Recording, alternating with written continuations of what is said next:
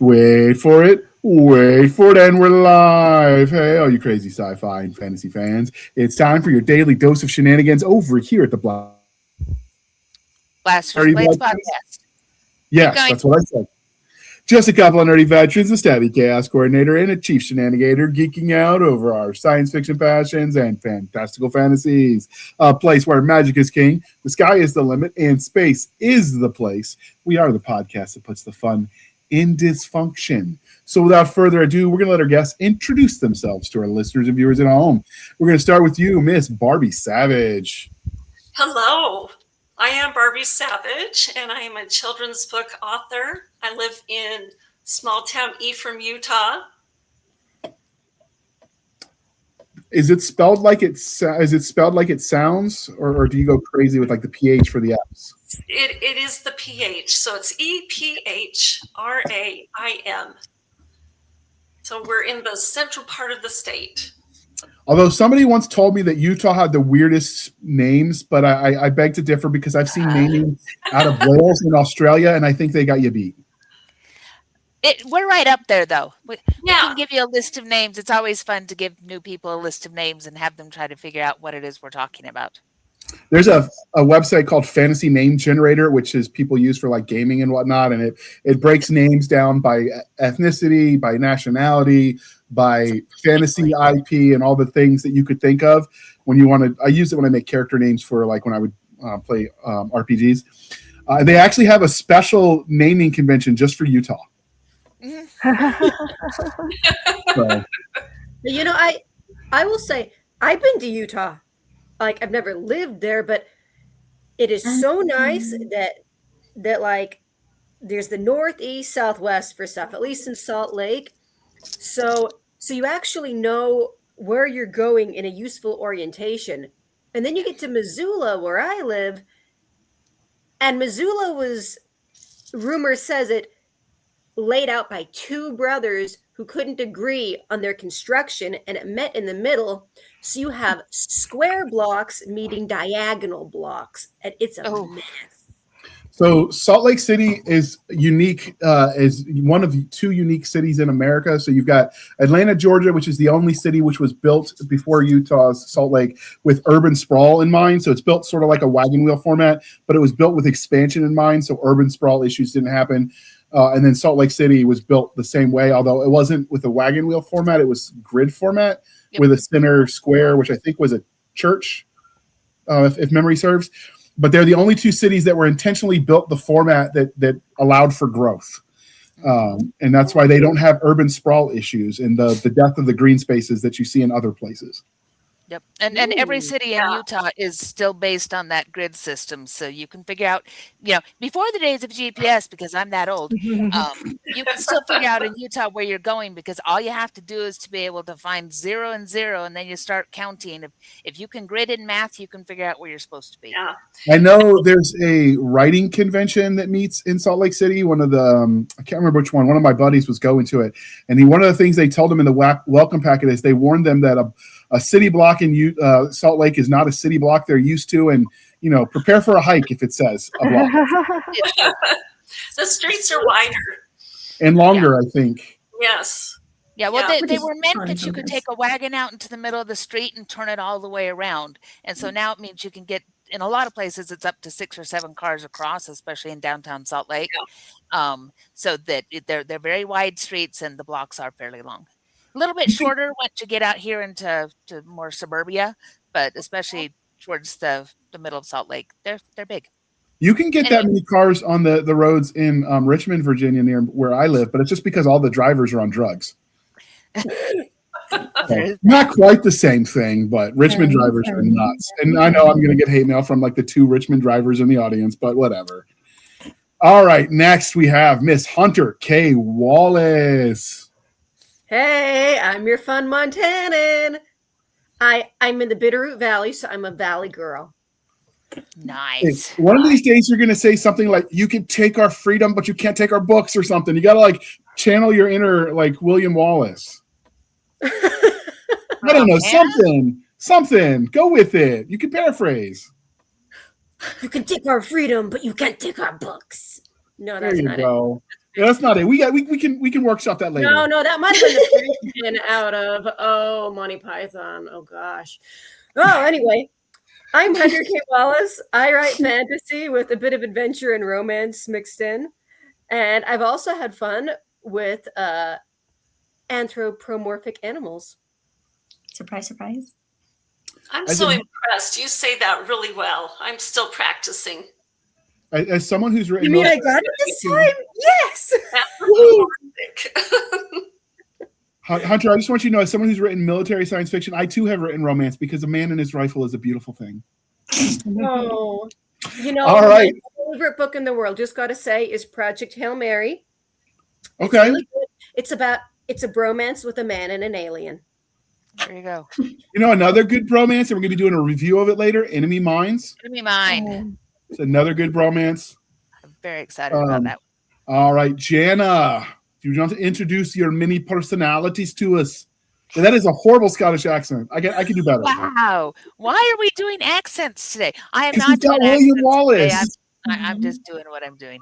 Anyway, I'm Jana S. Brown. I am the chief Shenanigator, which means that I spend my time poking fun at JR and helping keep things going along. He likes it. People have said so.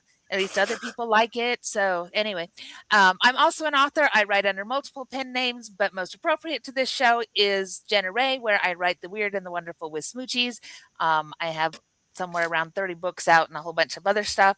And I am happy to be here. We're going to talk about all sorts of fun things. I like it. Yeah, the romance with the rifle involved no smoochies. just so we're clear. All right. Next, we appreciate that. Next, we have Miss T.C. Ross. Hello. I am T.C. Ross, but more commonly I am known in the anthropomorphic community, or the furry community, as Tiffany Ross. And I've been doing online webcomics since 1998, and I'm still doing them, the same comic, plus a whole bunch of other ones. I live in northern DFW. I'm a lifetime Texan. All right, and finally we have Miss Ursula Jinx. Jinx, I'm not it. Me. I'm Ursula Jinx, and I'm your slightly nutty book coach. And I've also got a children's book out called Jackson, the Bunny with Short Ears. I refer to myself as the fourth wall therapist because slightly nutty. I like almost all things pink and chocolate. Okay, that is good to know. Pink and chocolate. Do you like pink chocolate, though? Not usually, because it's most likely white chocolate just turned pink. And white chocolate is just a little too sweet for me. Okay. Is white, I've heard, I could be getting this wrong, but I think, Jana, we've talked about this before. White chocolate's not actually chocolate, right? Right. It doesn't have any cocoa solids in it. You'll Only often have cocoa solids, cocoa butter, or sometimes a cocoa liqueur can be part of it. But more often than that, it's wax and other things that have been put together. But that's okay. There is ruby chocolate, and ruby chocolate is not just white chocolate with the pink in it. It actually has other things that have been added to it. So you can get a pink chocolate that isn't just colored or that isn't a magic melt, but that is a completely other show. I'm focusing. Look at me focus. We're not making it into the total food cast this time because we're going to talk about anthropomorphic animals instead. All right, but we do have to do the most important question of them all, the religion question. And since this is a panel chat today, we are only going to ask that one, the most important, the question of all questions. That's right, the question about caffeinated goodness that makes the world turn. Because we here at the Blasters and Blades podcast are civilized human beings. We are no longer knuckle-dragging troglodytes. So, coffee or tea, and how do you take it, Barbie? Oh, hot chocolate. Okay, how do you take your hot chocolate? Marshmallows, peppermint, how do you take it? Marshmallows, peppermint, however I can get it. There's a really wonderful little cafe in a town called Spring City, Utah, about 20 minutes north of me, called Das Cafe. And they have the best hot chocolate in the world with whipped cream. Okay, I will see. You need to come. I will check and see if they have a website because you mentioned them, and then And I will link to them if they exist. We try to support local businesses. DAS, Das Cafe. It's a little German cafe. Like Das Boot, I got it. Perfect. I wrote DOS, like DOS, like it was computer language or something. No. All right. It's like Das Hagen Bar. Yeah. Sehr gut. All right, Hunter. What are you drinking? Oh. I'm here today to not sponsor my Circle beverage. Today's flavor is grapefruit strawberry. Ooh. That sounds good. I just never acquired it's flavored water with mystery sweetener. I just never developed the taste for grapefruit. There are a lot of fruit flavors I can take, but grapefruit is not one of them. Is that something you've always liked, or you just do it because it's healthy? It can be bitter, but it's not bitter. Bitter and delicious. All right. Well, different strokes for different folks. What about you, Jana? What flavor of Dr. Pepper are you drinking today? Oh, tonight we're doing the classic. So I have my cute little mug with what's left of my Dr. Pepper because I'm only allowed to fill this once a day, and then I kind of nurse it through the day and drink my water beyond that. But it has lime and it has coconut, and yes, we shake them all together and call me in the morning. I'll tell you what to do. You know, when you said lime and coconut, I heard it. Pumbaa singing. You do. You always hear you put the lime in the coconut and shake it all together, and then you add it to Diet Dr. Pepper, and it is delicious. So you had to rub it in. I have a moment of silence that I'd like to request for my dearly departed mug. So I have my $7,000 mug, which I tell people is that because it came with my air conditioning unit. The air conditioning unit's great. Mug died today. Oh, no. I know. The mug is still good. The lid died. So you can't have a coffee cup that's supposed to be a travel mug that can't travel. It can't travel because it would make a mess. Yeah, so I can maybe I can find a replacement lid. I've got to look that up. Otherwise, I've got to find a new favorite cup. It's sad times. But at least Ranger didn't eat it, so that's a thing. This is true because I would eat him if he did. I have my priorities in order. It's true. All right, Miss T.C. Ross, how are you drinking your caffeinated goodness today?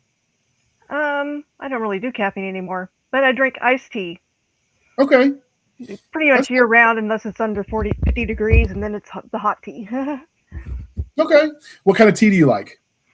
Whatever I can get a hold of. Do you say like Earl Grey hot and then stick your pinky in the air when you do it? I like chais and fruit teas, so I'll be dragging out the celestial seasonings. Okay. Those are good. When I think tea, I do picture Captain Picard ordering it from his little food maker. And the Earl Grey is not that great. Okay, it's good to know. What about you, Ursula? Actually, twinsies with Barbie. I like hot chocolate, but I like hazelnut with it. Okay. Does that change the flavor at all? I don't. Yes. Hazelnut Makes actually it has a very specific flavor. But then I also like to add caramel sometimes. And caramel has a very distinct flavor as well. And when you combine the two, it's like it becomes this whole new thing. And you need to put that on your life list. I will add it to the list. I do hot chocolate on occasion. Unfortunately, the hot chocolate has more calories than the coffee the way I drink it. So I got to be careful the way I do that. So, all righty. So first, we are going to start the day by talking about anthropomorphic animals. But before that, we're going to play the commercial so we don't have to interrupt ourselves. And then we will dive right into our topic. So let's roll that beautiful bean footage. From R. Max Tilsley, author of Brains, the post-apocalyptic pick-a-path adventure with more than 60 endings, comes the Susie Steele adventures. Susie has a heart of gold, a set of bad dreams, and a hidden destiny. 6 months ago, Susie's father went to work and never returned, leaving Susie to her hobby of chasing away nannies. That is, until the mysterious and glamorous Cassandra roars into her life, driving a red sports car and promising to be the best of friends. When Susie stumbles on her father's secret lair, a world of magic, ghosts and mysteries beckons. Can she discover the truth, avoid being expelled from school, and keep a ruthless secret society off her back? She's to have a ghost of a chance. She'll need the help of her best friends, one grumpy cat, and a whole lot of daring. The Susie Steele Adventures from R. Max Tilsley. Book 1, The Steel Trap. Book 2, The Steel Bite. Perfect for readers 9+. Available in print and ebook. All right. Thank you for sticking with us through that commercial interlude. And we aired it a little early so we could jump right into the topic at hand and not have to interrupt the flow. But so before we get started, we are going to define our terms. Jana, I did check the wiki today. So an anthropomorphic animal is a non-human creature depicted with human traits such as walking upright, wearing clothing, speaking or displaying human-like emotions and reasoning. Examples span from Bugs Bunny and Mickey Mouse to characters in The Lion King, often featuring in literature, art, and the furry fandom. I'm not sure I agree with the furry part being counting as that. I think that would be its own thing, but what do I know? Does everyone agree with the definition as per the Googles? Yes. Granted. Yep. I would say Go ahead, Drew. I can weigh in on animal or that. animal-ish. If we're very close to animal, like if we want to find a way to make a mimic count, I mean, if we try hard enough, we could do it. That's a monster, though. That'd be totally different. Anthropomorphic monster would be its own thing, I think. I would lean that way because you can apply anthropomorphic to a lot of things. I mean, a lot of the first, when you go historically, it was applied to deities that would appear as humans or swans, or Zeus doing his thing where he tried lots of different things. Those were all different anthropomorphic creatures, and they could be human creatures or whatever. So it was God moving through those kinds of things. So anthropomorphic itself applies to a whole range of things that can take on human characteristics. So, but we had kind of narrowed it down to anthropomorphic animals so that we were not also talking about cars and talking about Christie and talking about all of the other things outside of that. So I think for this one, we're trying to say put it on animals. my shopping list. Yes. None of that. Well, that's another episode. We should totally do one on anthropomorphic technology Does because this mean Transformers. I'm allowed to talk about familiars, or like no, that's off limits, isn't it? Well, see, that's interesting because is a familiar or isn't, it would, I think, depend on things like the intelligence of the familiar. Does it act in that way, or is it just something that you can send and see through its eyes and it doesn't really have a human aspect? So Okay, so when we have turns later, I'm going to talk about Sabrina's familiar anyway. I get We'll it. talk about it right now. Let's do it. Go shoot. Okay. My You know most we're not that organized. My most disappointing thing about watching The Chilling Adventures of Sabrina on Netflix was that I liked it when that part was okay. But the part I didn't like was that her black cat didn't talk. Yeah. I just found it so endearing that in some of the older Sabrina versions, her black cat talked, and he was the funniest thing because he would just sass her.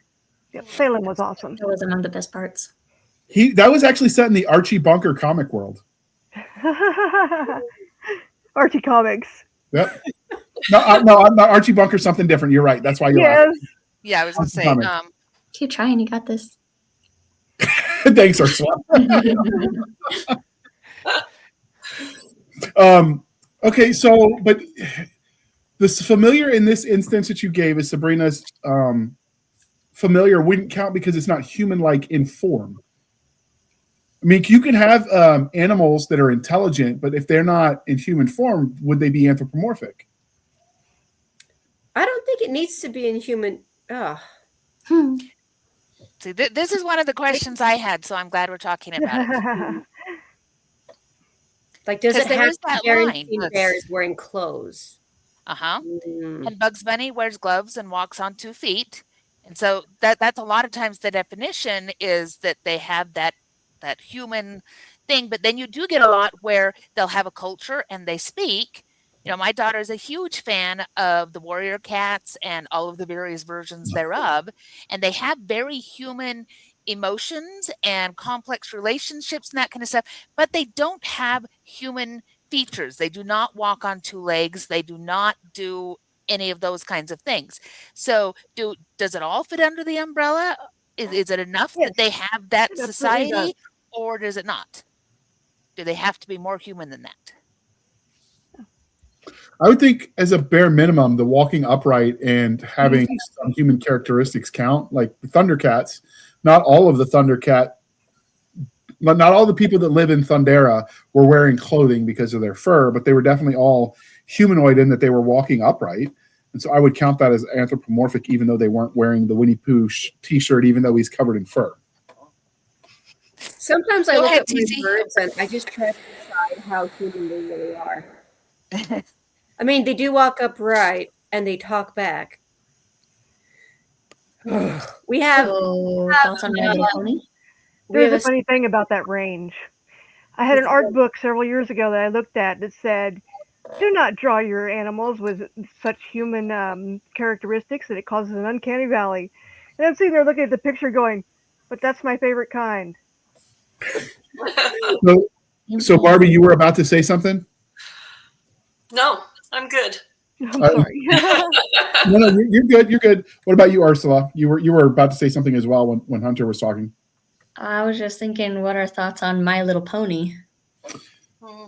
I mean, they're humanoid in their personification with personalities and such, but I wouldn't consider them anthropomorphic because they don't walk upright. But they wear clothes. They use tools. They wear clothes, they use tools, and they have complex societies. They have houses that are not a standard stable. They And make they can walk upright sometimes because there are points where we see them dancing, and they're dancing sometimes on two legs. So I have a daughter. I have seen all the My Little Ponies, and I was a child of the 80s, so I've seen those ones too. So, and that's the thing, is that it's interesting because we get a lot of lines, because you also get things like dragons, which can be phenomenally complex when you get into that kind of thing. But most of the time they don't walk on two legs, but you can still have complex thought, complex emotion, complex relationships. They set up societies. So, again, do we say that monsters and creatures like that don't count, or do we say all of it goes under the umbrella, and as long as if it walks like a duck and quacks like a duck, it's Stabby? So for me, it's Jinx. Go ahead, Ursula. Sorry. I was thinking, why isn't there like a scale for this? It's just like one could argue, yes, they are, no, they're not. But just because they only have some components and not all of them, should not necessarily mean that they're not under that umbrella. But maybe they're just on the lower end. Like if we can put 3 balls into this bag, then it's enough to count. I think so, because there are some bigger components here, like complex thought. While a lot of animals are really intelligent on their own, changing the way they think more to the way that people think, I think that in itself is already humanizing them. I would agree with that. Yeah. Thank you. Very good. There we go. We made a scale. Well, and here, if you want to screw up with scale even more, very often Beast and the various Beauty and the Beast tellings, those are beastly features that go all the way from really, really animal to more animal aspects, like the Beauty and the Beast. Okay, this has been going back to the 80s and the 90s, but the televised Beauty and the Beast, and he had animal type features, but he was a person. And so you also kind of get that, and we get this a lot with aliens in science fiction, where they will have features that are more animal, but they have very, very human qualities too. So I think the umbrella has a lot of interesting things that, if it's not underneath, it's all attached very close. They're at the edges of the umbrella, Yes. not directly underneath it. Orbiting. And other planets, huh? Hey, we went aliens. Well, I went aliens, so I had to say. And if you've ever seen the book covers with the hot alien man, and he's usually like blue or something, I mean, Wings I and think that's a good tails, example. scales. I'm so embarrassed. Got a weird tail. Like flicks up, like rubbing against the lady's cheek or something, all seductive like. It is a total thing in romance. But I don't know, again, I don't know if we say those are anthropomorphic animals or if we want our definition focused a little bit tighter. Because there are a lot of fringe cases here that we're coming up with. So what are some good examples that aren't fringe cases? Good question. Okay, I Well, did I think- Sabrina, so not my Mhm. turn. Well, Friends go are to good. Disney and you've got a whole bunch of stuff. Animation does a lot with anthropomorphic animals. All of the Bugs Bunny cast has that going for, well, not all, because some of them were actually just humans, like poor Yosemite Sam. But Bugs Bunny pulls all through. Zootopia. The entire cast is that those are all anthropomorphic animals. Over the hedge. Minnie and Mickey, Donald. Yeah. There's a lot when you go into the world of animation that's something that they do. Some of them very much aimed at children, and some of them very much not aimed at children. So that's the other thing is we can cover a wide range of audience when it comes to using them in media. We have folk tales like Aesop's Fables. And I've been doing research recently into Brer Rabbit and realized that there are a lot of giant, wily rabbits out there in different cultures. Love that. Love bunny tails. Okay, what about you, Barbie? You got an example? Well, can I talk about my own books as the example? Absolutely. So all of the inspiration for my characters have pretty much come from my own life experiences. And so because of that, they're thinking like a human, they're talking like a human, they're doing human things like gymnastics and dancing and auditioning for the part of Clara in the Dino Nutcracker Ballet. Svetlana, my Stegosaurus, has a giant emotional support caterpillar named Cooper. And that came from, I had written the first story years ago. And then 2 years ago, when my son's emotional support dog, Cooper, passed away, one night when I was missing him, all of a sudden the next 3 stories downloaded into my brain that night. And that's when I decided she was going to have a giant emotional support caterpillar. Oh, I And love that. he was going to be there for her and help her through her adventures. And we won't talk about the last book of where she's going to have to learn about grief and loss. But all of the inspiration and so many of the conversations that go on in these books are conversations that I've had with my own children, or maybe something I went through as a child. So that's my take. Okay. Jana, disappearing. You secretly a magician? Me? Yes. Poof. No, Goodbye. I finished it. So yay, it's another one finished. It goes on the pile. Take a bow or a curtsy, whatever suits your fancy, whatever fancy your suits. And now I have a different one to work on. So here we go. Okay. What about you, Ursula? You got it since you're speaking anyway. You got ideas for examples? I that you like? also have my children's book, Jackson the Bunny with Short Ears. He does talk and his community talks, and they're all bunnies. And I decided I didn't want to add other animals to that group because that would make it too complicated for my brain. But they don't really wear a lot of human clothes aside from his mama bunny wears a bow between her ears and his dad wears a necktie, maybe a bow tie. I haven't remembered which. They live in a house. They do live in a There's a house. playground. There's a carrot cake recipe at the end, just saying. Okay. What about the Bernstein Bears? Would that count? Yes. Totally. I did Yeah. try to bring that up earlier, but I think I was too quiet. Okay. Well, and we do see it a lot in picture books because it appeals to kids. That whole they have a tendency to love animals anyway, and we use them to teach lessons through the animals to be able to do things. And sometimes they're just hysterical. The I want my hat back with the bear who is looking for his red hat and going through and talking to all of the different animals and trying to figure out where his hat is. And it is a great book, and it made my child laugh, and it makes me laugh even harder because of the whole what happens when he finally figures out where his hat is. But there's a lot of children's books. Sandra Boynton, all of her board books good at are those. anthropomorphic animals, and they are fantastic. Dr. Seuss, we get a lot of anthropomorphic animals there, and anthropomorphic other things because I have no idea what the Lorax is, but he's furry. Zizzer, zazzer, zuzz. Go Dog Go was one of my favorites. Oh, I love that one too. Yeah. We used to read the Belly Button Beach by the Board Books. The guy, I can't remember that guy you just mentioned. I'm drawing a blank on his name now. Andrew Boynton. Yes, we read that so many times for a while. I had it memorized. Mhm.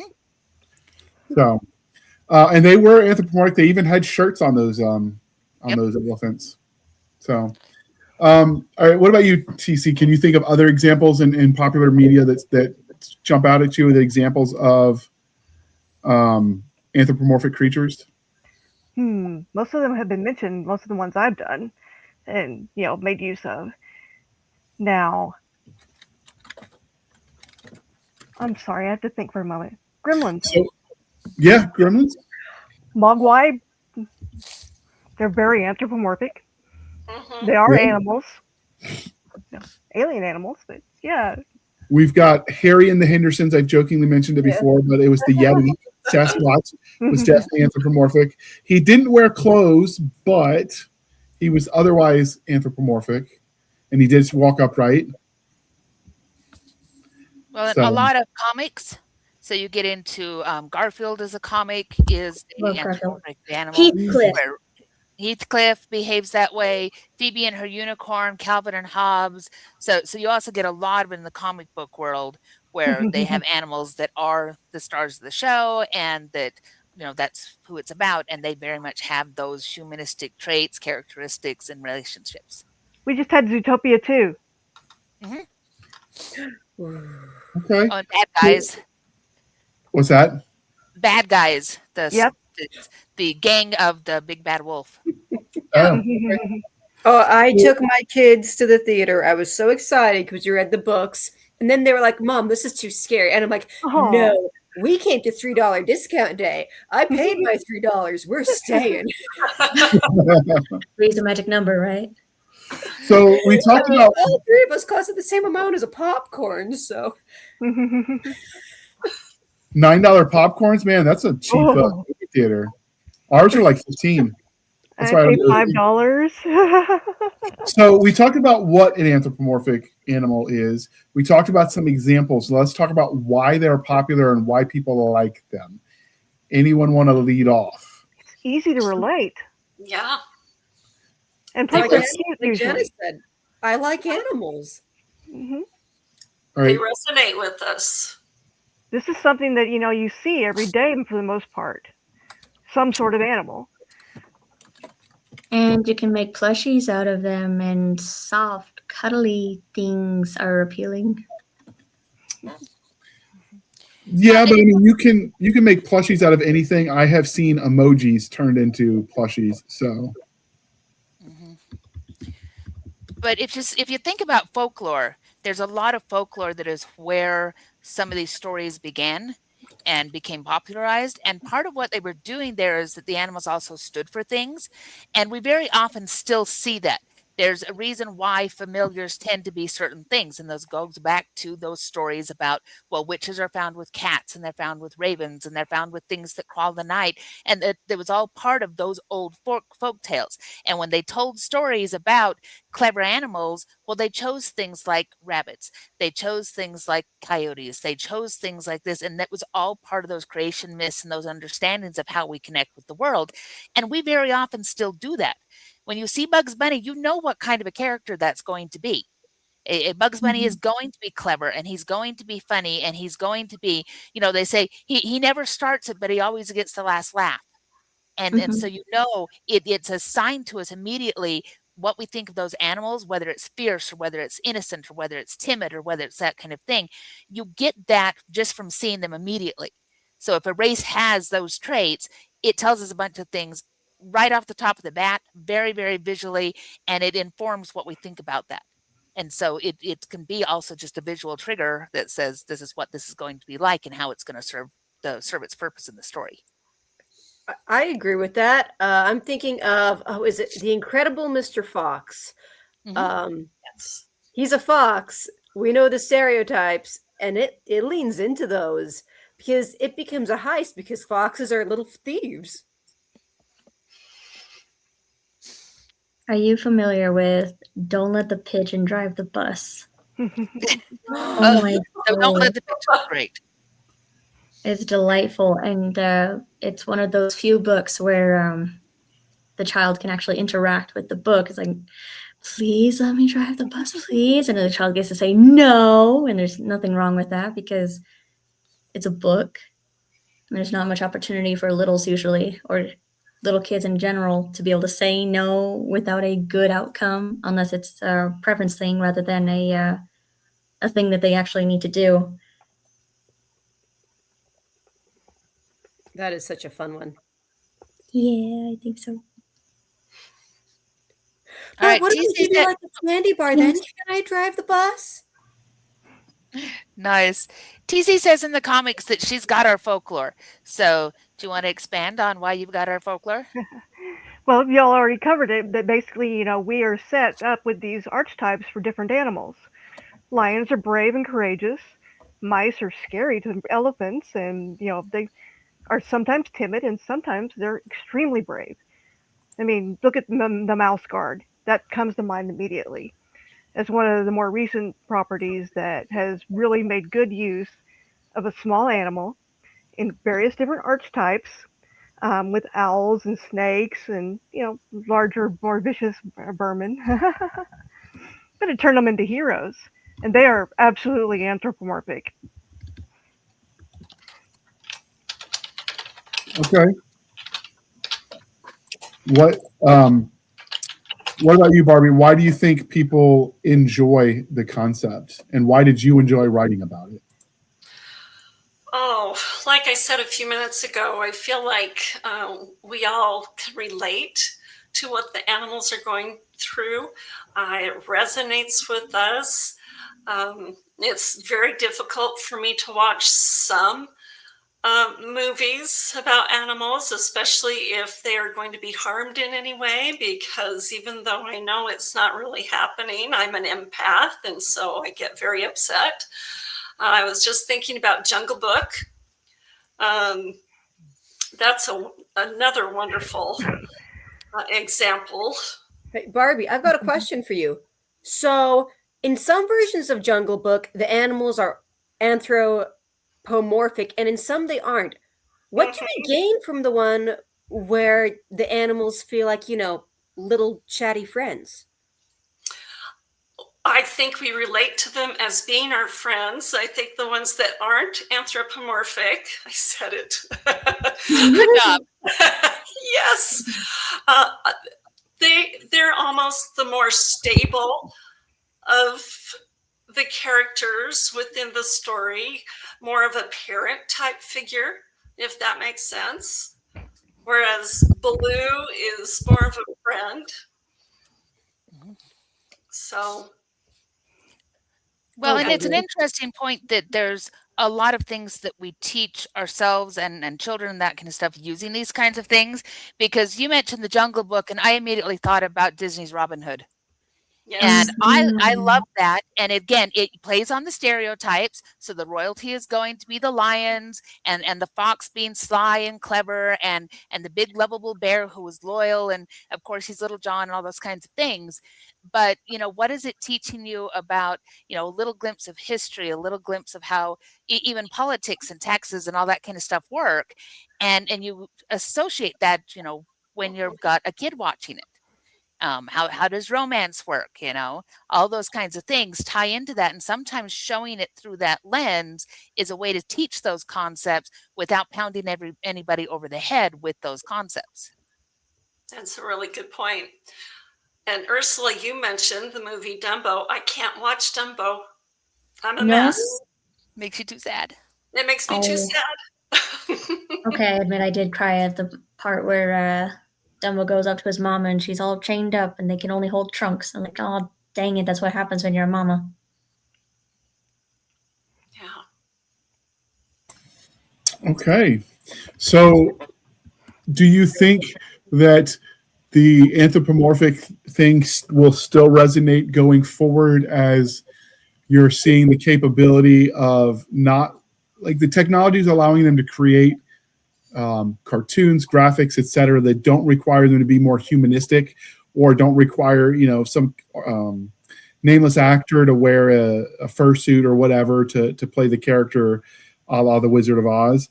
Do you think we'll continue to see them as anthropomorphic, or are we going to see more of them animals in animal form that just happen to talk and be somewhat human in personality? Both. Go on. Well, because there's always going to be someone in either camp, right? Where there's the preference for one versus the other. And sure, there are some that also just don't mind either one. So long as there's a market for it, there's going to still be a continuation of creating it. Case in point, another children's book, forgive me, Click, Clack, Moo, Cows That Type. They don't actually talk, but they type in English, okay? And their whole shtick is trying to get the farmer to give them certain things like electric blankets because it's cold in the barn. So while they, again, don't talk, they still know how to communicate to humans very clearly in English. And that's kind of unexpected. And the unexpected is sometimes delightful if presented correctly. Okay. We love those books. Yep. And I think that we'll always have the anthropomorphic animals simply because, among other things, sometimes when we try to do it and we say they're just animals, but we hear them talking or this, that, and the other, it's creepy as all get out. The live action Lion King hits that uncanny valley in a really, for me, it was a very painful way. I didn't like it at all. It threw me off. And it's this classic tale. It's Hamlet. And I loved it as an animated classic where we leaned into the anthropomorphic. We had all those kinds of things going on. But we have a hard time accepting that when you put it in front of us in, full CGI glory. It doesn't ring quite as truly, because our brains look at it and we go, lions can't talk. Real lions can't talk. But when we take it to other media, then we're able to accept that in a different way. And there are a few movies I can think of where I was able to go with it. But usually it's when it was voiceover. They didn't try to make the mouse move, like Homeward Bound. Yes. Both versions were very, very good, but they didn't try to say, and here's the mouse moving and whatever, and the creepiness. It was, we have actual animals, we're moving them through, and then we did voiceover. And so for that one, it worked for me. But I find that some of these others, when they go away from the animation, when we go away from the storytelling that we love so much, we end up in a place where it's an uncanny valley that's uncomfortable. Yeah. Except for Rocket. Yes. And Rocket is he's with other people in a way that Guardians of the Galaxy, everybody. Yes. Guardians of the Galaxy Rocket was amazing. But it wasn't him and a whole bunch of other animals talking to each other, so we don't get the CGI talking to each other in that way. So I think it still works. Yeah. My heart just, gets all melty every time I see the movie with him where he needs to rescue the little baby raccoons. Is that the third one? Yes, I think so. Like, he can be big and bad and shoot crap, but then him rescuing babies? I will have to take your word for it. So many tears. Where are the tissues? So, do you think that this only works in children's formats? Because we've talked a lot of examples, for the most part, were kids' books and kids' shows. Do you think this works in venues designed more for adults?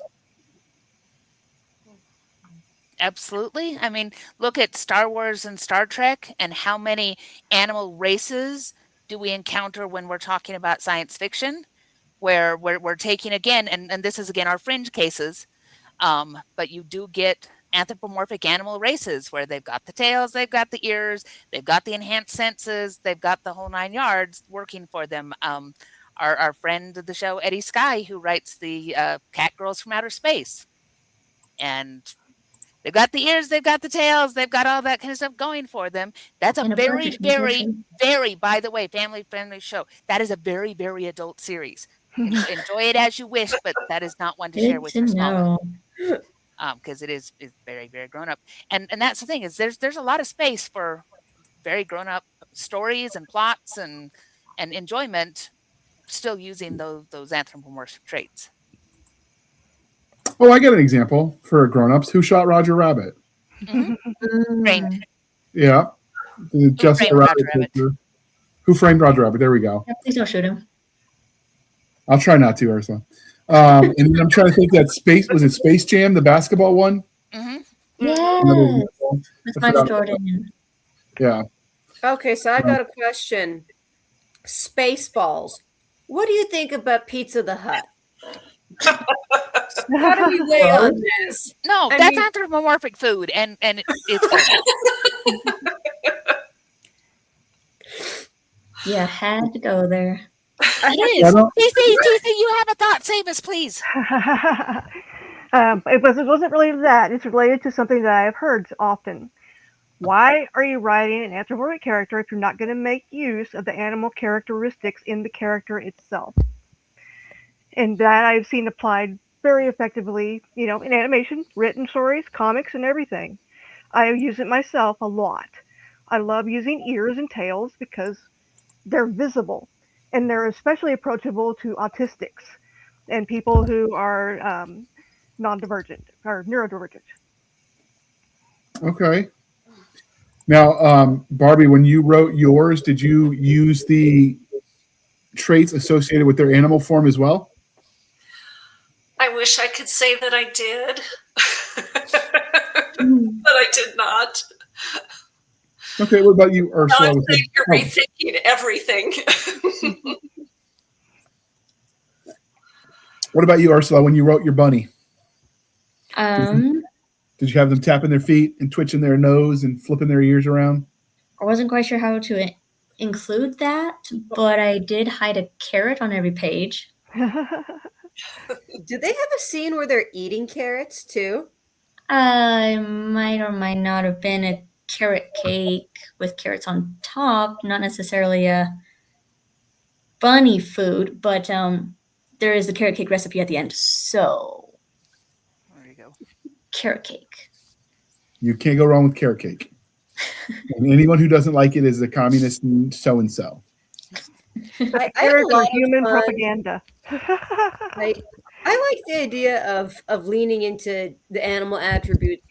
It doesn't always happen, but I do like it. Like I have a familiar who's a cat in my series. It's a saber-toothed cat. That's not the point. But now and then it's just having this conversation with the woman connected up to it who can understand it, and now and then it just thinks about things like catnip and lying in the sun Okay. and Well, stuff when like you let's do- go oh, bad good. would be awesome. Sorry. But yeah, Okay. You And get then more some of this cat- in urban fantasy and especially fae lore and that kind of thing. So, like, I write a character who is a satyr, and so she's got the horns, the strange ears, the goat legs, a tail, and all of that is part of who they are as a character as well.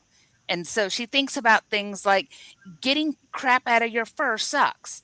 So she has a little carry pouch that comes with her when she goes on various things, and it has combs and brushes and fur butter and all of that kind of thing. Because otherwise, you're going to get itchy. You're going to end up having problems. She has to keep her hooves trimmed because that's a very important part of taking care of your feet when you have hooves. And so I think that there really is a place to be able to explore that as you're looking at these kinds of characters, because you do think, all right, fur can get sand into fur, and that's going to be really, really itchy and uncomfortable. That's going to affect the character, and it's going to affect slightly different than someone who's got human skin where you brush it off, you wash it off, and you're fine. So I do think there's a lot of place to play there to be able to say, yeah, they have these features, and it should be important to the character. Versus, like JR says, somebody just walking around and okay, they're wearing a cowardly lion costume. There's kind of a difference there when we're looking at media and we want to really bring them across to say we're making the animal important. Mm-hmm. Okay. That Sure. okay. Anybody else got any thoughts I feel like we're speaking in generalities, and to go further, we would have to dive into specific examples and analyze that, but that would be a different show. So does anybody else have, oh, please don't set my dog off. Does anybody else have any thoughts before we start bringing this to a close? No? Are we counting the original Pete's Dragon, where the movie is live action, but the dragon itself is an animated character? He kind of doesn't speak English, he just speaks gibberish, but Elliot somehow understands him. And he does things that normally just people do. Did he stay upright or did he sit on all fours? It's been a while, but I thought he was on all fours, like, typical dragon-esque. He was upright the majority of the time, except when he was flying Elliot around. Then I would say it counts. Victory is mine. What about you, Hunter? Any closing thoughts on the topic? Any clothing thoughts? Oh, that's funny. Closing. You can go on the Fashionista podcast, but that would be a different show. Dun, dun, dun, dun. Nah. I mean, Guardians of the Galaxy and Rocket, and he gets a cool suit every movie, so we're good. Back to clothes. I want a cool suit. Okay. All right. What about you, Barbie? Any closing thoughts? No, this has been fantastic. I've loved hearing everybody's ideas and thoughts and bringing up books and movies that I haven't thought of for a very long time. This was great. Indeed. All right. Ross, closing thoughts. I have none. Everything's been covered pretty well. I mean, all I would do is talk about what I've done recently. Okay. So as we bring this puppy to a close, this is the part, dear listener, where I remind you to please be kind and speak your mind on the reviewing platforms. Your reviews help the right readers find the right books. So do your part. It really does matter. And with that, so what are you writing at the moment, Barbie? And then how might we find you on the wild interwebs? Oh, well, I just finished the last book in the Svetlana the Dinosaur series. Cool. And so the first two books have been published. I'm waiting on my illustrator for the last two books.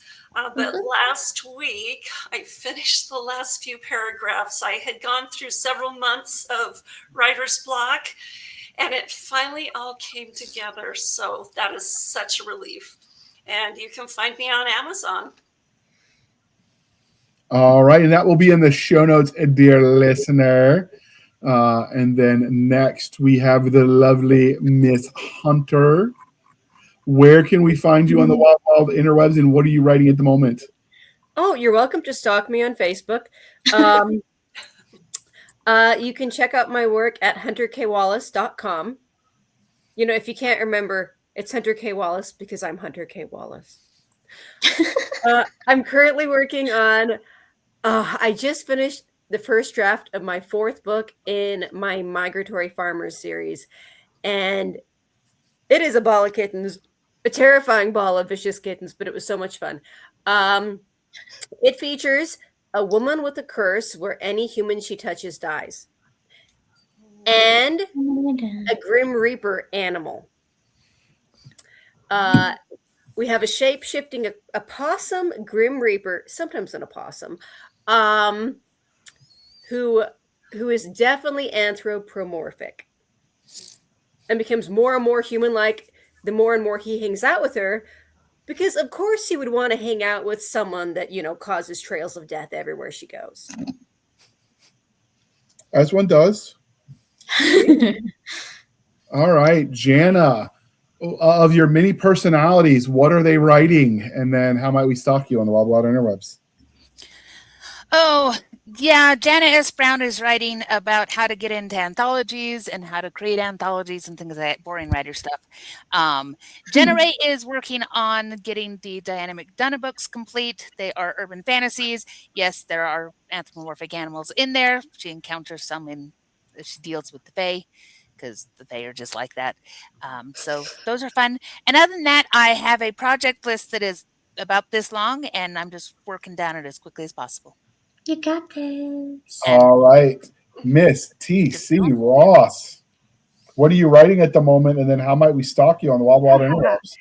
You can find me under Writer TC Ross on Substack and various other places, and as Tiffany Ross.